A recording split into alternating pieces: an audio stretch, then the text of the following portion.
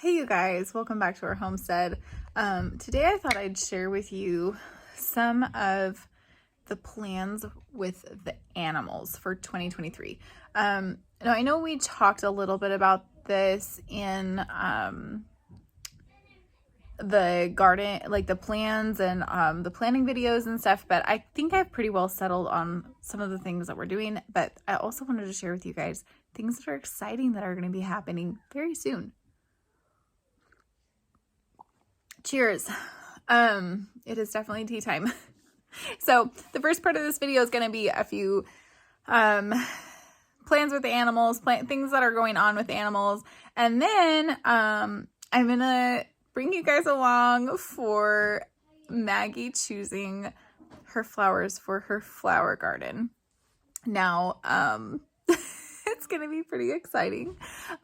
She is very excited about her flower garden. Remember, one of the garden plans for 2023 is moving out the fire pit that we built and extending it a little bit, and then putting in a cut flower garden for Maggie so that she can be able to harvest all of the flowers that she wants to. So mostly this year it will be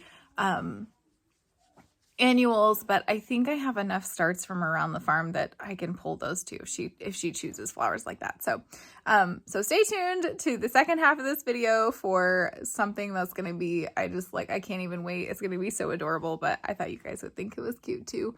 And it might help you guys have an idea of some things that you can grow in a short growing climate. So let's go ahead and get right into the animals. I'm just going to go one by one and kind of tell you what's going on with them. Now, I cannot have a video about animals, farm animals, without talking about the egg shortage that's going on.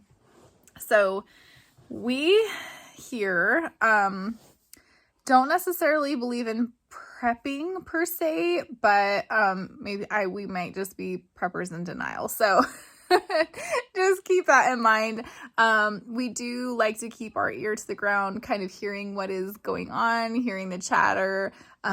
We don't watch the regular news, so to speak, but we do tend to keep an eye on things that are happening. And one of the things that we did at a very strange time for us last year was we hatched new chicks.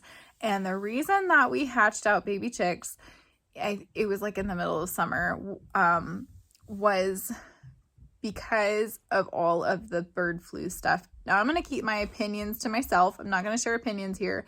But I'm going to just tell you what we saw happening. Okay. So, the bird flu happened, mass loss in the poultry industry. And I know for some of you that is still being talked about, that's still happening. And if you have lost your flocks due to that, I am really sorry. So honest to goodness, heartfelt, I'm sorry for you guys. I know that was probably a very difficult loss for you, whether you have 5 or 10 birds or way more than that. So you can't have a big loss like that and then not experience the repercussions. So one of those things is obviously the chicken market is going to get hit. And I think we've already seen that quite a lot. The meat industry is, there is less food, less chicken, because there are less people with birds. And so it's going to take a little while, like a couple years we're talking here, to be able to catch back up and be able to rebuild stock and inventory of for these big farms. Okay. So that's one thing. And then the other thing now, and we're seeing it right now, is these skyrocketed prices for eggs and also for just a lack of eggs. Okay. So something that we chose to do to safeguard against this was we had already purchased bulk chicken for eating, and so had that in our freezer, and that's been really wonderful. We do have the ability, if we want to, raise chickens, but I just chose to, I have this great source and it's been working out really well for us so that we can just buy the birds and they're already frozen and ready for the freezer, but they're still farm grown. And so as long as that option is available to me, I will totally go that route. For like, and I'll save the details for that for a totally different video, but for now, just know that this is one of the things we've done. Now the next thing we did to safeguard, our own farm was, we incubated these chicks in the middle of the year. We used our own eggs from our own farm and hatch those out, and of course that's a straight run, which means we have no idea if they're going to be boys or girls. And of course usually you get a ton of roosters in that, and we already have butchered those. We took care of them in the wintertime and we're able to make a bunch of stock, and that's usually what we do with our extra roosters. So we also have stock on the shelves, which is awesome. And then the chicks, so we're not actually getting any eggs right now. We let our chickens go through the winter break and we're still feeding them a high protein diet, and we don't supplement with any light or anything like that. So they're still taking a break, but those young chicks that we had incubated last year are going to be coming into full production here very soon. And that was the plan, was that we would have fresh laying hens that are just ready to hit the ground running, so to speak, as soon as the laying season comes in. So we are expecting a good amount of eggs to be flowing here really, really soon, especially as our daylight increases, and that'll be awesome. So the plan moving forward is to basically take as many eggs, like whatever we don't need, and be able to incubate and hatch out as many chicks as possible. All 20s. Not only for our own farm, but to be able to share with others. So I am expecting, as makes sense, there could be a chick shortage or a lot of extra people who are trying to grow chicks. And I mean, if you've never done backyard chickens or whatever, I totally encourage you to do that. But maybe see if you can get chicks from a local source rather than ordering from these big companies, because I think these big companies are going to be seeing a very heavy influx of people buying from them. And I'm not saying it's going to happen, that they won't be able to supply, but it's a possibility. So maybe have a backup plan, whether or not you can get chicks or not. Whoops, dropped my coaster on the floor. Oh well. Okay, so we're going to be going back to our typical hatching schedule, which is where we're going to be starting to incubate chicks here soon, pretty much whenever our chickens start laying. We did have an old flock, and then we didn't hatch anything the last spring, which is why I chose to go ahead and do it in the summer. And then so we'll be returning to our normal hatching schedule, which is where we hatch out chicks in spring, have them done and raised up before the hot weather of summer comes, and then they start laying in the fall. And that's a great schedule. It works very well for our family. For the ducks, who are also our egg layers, we use all the duck eggs for baking. They have great big eggs, and they just make beautiful baked goods. And so we also had hatched out ducks for the purpose of laying, and those will also be coming into laying season here very soon. Now, we don't have a tremendous amount of birds on either side, either the ducks or the chickens. We don't have a lot of them, but our primary focus here on the farm is to just have what we need. And then if we just sell or give away our extras as we need to, but I don't want to have an enormous amount of excess. That's not our goal here. The reason we have any animals at all is honestly to provide compost for the garden. That is the primary focus. So we are actually getting our animals back to that focus. Now, as the world has changed, and some things have been happening, that focus has shifted a little bit into making sure that we have food for our family as well. So we're we're shifting the focus back to, obviously the garden produces the bulk amount of our food, but then being able to sustainably grow different meats and animal products. We'll just call it that. So yeah, we're just making sure that we're putting our energy and our effort and our time into the most logical production that I can think of. Okay, so you guys also know that we got the geese. The geese are actually supposed to be going out into the orchard and being able to be weeder geese. We only have the one left, so I will probably try to get him a female mate friend, because at the moment he thinks he's a goat. So while it's not like that big of a deal, he shares, well, the goat shares his food, he shares the goat's food. Like, we feed them something that's safe for both of them, and they share hay, and it's all good. But the goal will be to get him a goose friend so he can live his happy goose life. And again, we have the goose to bring diversity to our farm, and we're pretty happy with that. We don't really plan on extending our flock of geese enormously. The kids do want to get a baby, so I will try to locate another similar breed. Now, the only reason that this could change is I have a deal in the works or whatever with a friend for a heritage breed of geese. And so that may end up happening as well. But again, we only want 1 or 2 pairs. Geese only lay eggs for like a very short season. And so unless you're going to eat them often, it's not really worth growing that many to me. So yeah, that's kind of what's happening. So that's all of our poultry.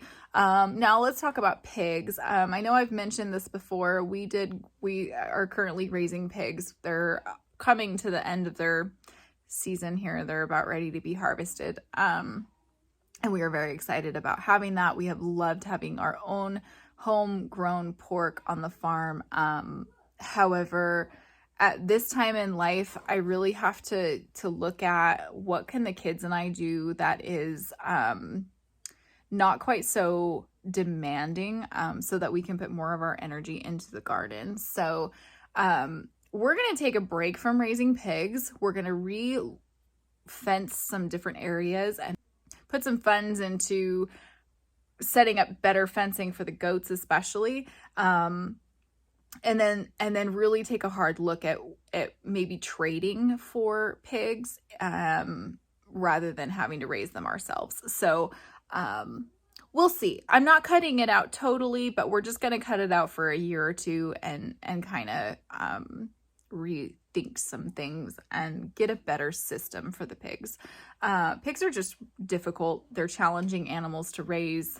They require a lot, and I would rather raise them when I can grow most of their food here so that we can not spend quite so much money on raising them out. But yeah, we will miss them for sure. Okay, that brings us to, let's talk about the rabbits, and then I'll talk about the goats, because the goats are going to have the most exciting news. Rabbits, I love having rabbits on the farm because they have some of the best fertilizer for the garden. It's usable right away, and there's not really any weed seeds in it. It's just really awesome. So currently we have 4 rabbits. We have 2 does and 2 bucks. One of the bucks is kind of the kids' pet. So he's a manure producer, and he may or may not get to stay. We'll see. But he cannot breed either of our does. So he is primarily a pet / manure maker, which is okay with me. Rabbits are great. They're easy. You can leave them. You can feed them a ton and, make sure they have fresh water. And that's it. They're so simple. And we have them primarily for manure. Rabbits are great because you can scale them up or down. Well, up or down. You can scale them really, really quickly, and turnaround is 8 to 10 weeks. So you can have tons of rabbits or not so many in just a very short period of time, which is why we have them on the farm. So if something crazy happens out in the world, we can very quickly know that we have meat coming, and a substantial amount of meat for a very little amount of money. So so we have those. Currently we have 2 does in with a buck. Now I switched over. We've got the 2 pure New Zealand does, and then the buck we have is a Rex crossed with a tiny bit of giant. Now, the reason I switched over was because I was not happy with the temperament of the New Zealands. They can get kind of mean, and our doe, our main breeding doe, and then we also have her daughter, was just not a very good mom. I'm going to leave it at that. If you've done rabbits, you know what I'm talking about. If you haven't, just know that rabbits have a dark side, okay? And that I'm not really a big fan of. So we have had those 2 females in with the buck since the fall. So we're talking like at least 2 months, maybe 3 months, and no babies. So I don't know what is going on with them. That has actually not been a problem for me until now. And I'm like, we should have babies. We don't have babies. So we're going to start working really hard to figure out why don't we have babies. I did go in actually just this morning and I checked to make sure he actually was a buck, because sometimes when they're younger and you get them, it's a little bit hard to tell. And I know for sure that my female is definitely a female. She's had babies before, and I know her daughter. So yeah. I don't know why they're not having babies, but we're gonna work hard to figure out what's going on with them. Maybe the buck is just a little too young still. I don't know. I might even have to bring in some new females, so we'll see. I think if you guys have watched our channel for any amount of time, or if you guys have been with us since last late summer, fall, you know I actually did also bring in a purebred Rex girl, a female. And I don't really like, rabbits make big litters because unfortunately there is a high amount of loss that can happen. It doesn't happen all the time, but we did get some pretty high temperatures toward the end of the summer, and rabbits just don't do very well with heat. And she was just a very delicate rabbit by nature, and I really loved her. She was so sweet. But we had we just lost her. That's what happened. Unfortunately, she didn't make it. And that was kind of a hard loss for us. I was pretty excited to have her, and I'm really excited to see her babies. So I may try to get a hold of another one here sometime in this year. We'll just have to wait and kind of see what happens. Like I said, I don't really want a enormous amount of rabbits right now. But when you've got them together, they should be doing something they're not doing. You got to figure out why, right? Okay. So yeah, we do, we'll call it colony raising, and I am very happy with that. So we will continue doing that. And then we also have rabbit tractors, so they will be moving around the farm in different places, far away from our husky. She cannot be with them at all. They will be snacks. And then, lastly, let's talk about the goats. Okay, so the goats, of course, is so exciting. We have Cape and Rosebud and Birdie, and they are all bred. We're expecting babies coming this spring. Usually, so we should be in April. Hold still for a second. So of course I will take you guys along for all of the cute babiness because they're so cute. Hopefully we'll be able to capture those births. My mamas do amazing. I don't even have to be out there for them. I do try to be out there just in case. But so far my mamas just are, that's why I keep them, even though they're very obnoxious in different ways. Goats are like people. They have so many different personalities. It's crazy. But to me, the most important aspect of the goats that I have are whether or not they are able to birth on their own and take good care of their babies, and all 3 of those ones, they are so great. So we will be doing that. We will definitely be I don't know. We probably won't be keeping very many babies this year. We even have some babies that we had kept last year, so we'll probably be trying to find different homes for those little goats. So we are excited to be able to snuggle them though, and I'm definitely excited to share with you because goats are just so cute. Again, so we actually use the goats primarily for the manure, but we also use them for milk. So I am looking forward to being in fresh goat milk. I had dried them off just for this season. I needed to take a break from that, and just recently I have been really missing having that fresh goat milk. So we will definitely be doing that again, and we are hoping to fence out a great big new area for these goats as soon as we can, hopefully first thing in the spring, but that is to be determined. You just never know what the year is to bring. So that's kind of an update on the animals. Of course, Goldie, the husky, is spoiled rotten. She's fabulous. We have no plans with her other than loving her and snuggling with her. And then we also have the guinea pigs, and they are just silly little pet creatures for the kids, as well as the lizard. And so we're just, the kids are just happy to have those as little guys. So hopefully we'll be able to build the guinea pigs a more natural enclosure for the summer months.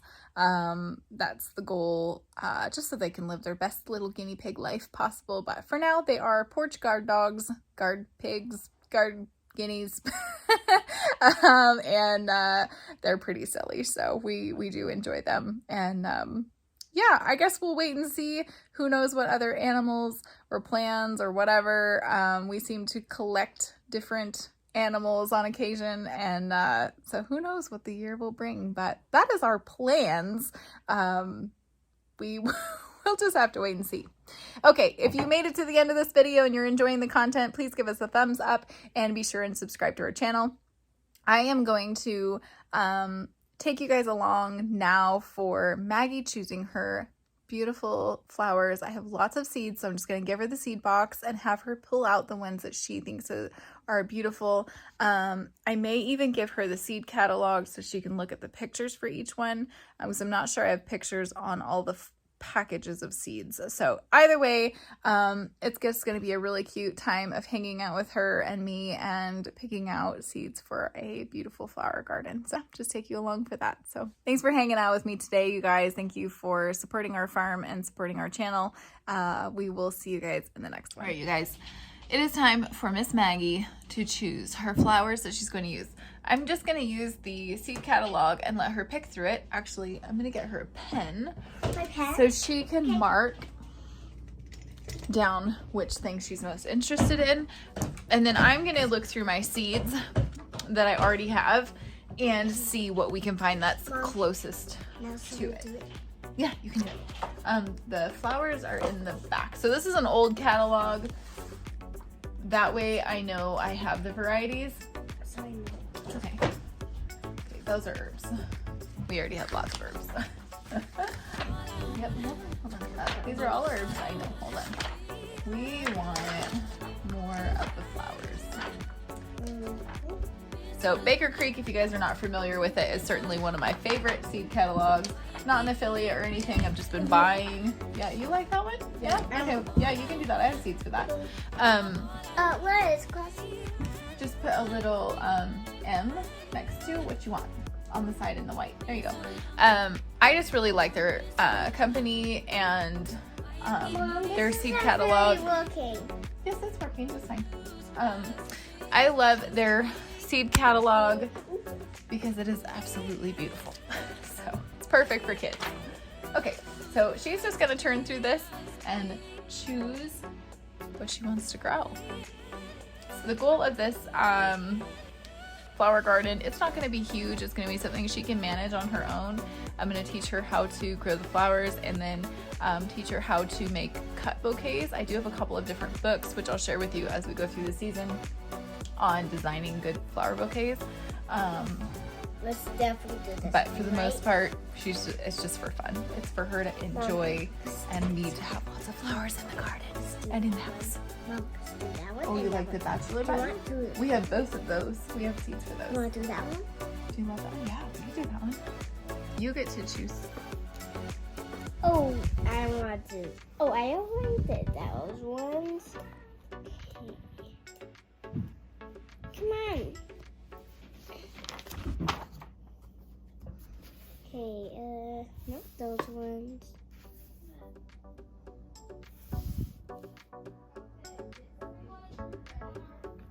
Okay. Those are Bells of Ireland. Do you like those? What colors are you going for, Maggie? You know? All the colors that I love. What are the colors that you love? Purple and pink. Oh, okay. I do love all the colors. All right, you guys, we're gonna finish this day off by going through this catalog together and looking at the seeds that I already have, and then I'm gonna help her design her little garden. And we already have the layout done because it's gonna be surrounding our fire pit, which will help bring in some beauty there. And also I'm going to be using rocks and gravel to keep the voles out of that section of yard. They hit it pretty heavy over there, so we're gonna have to be careful on how we plant this, but I think we can do it. Looks like we're gonna be growing flowers. Yeah, yeah, yeah.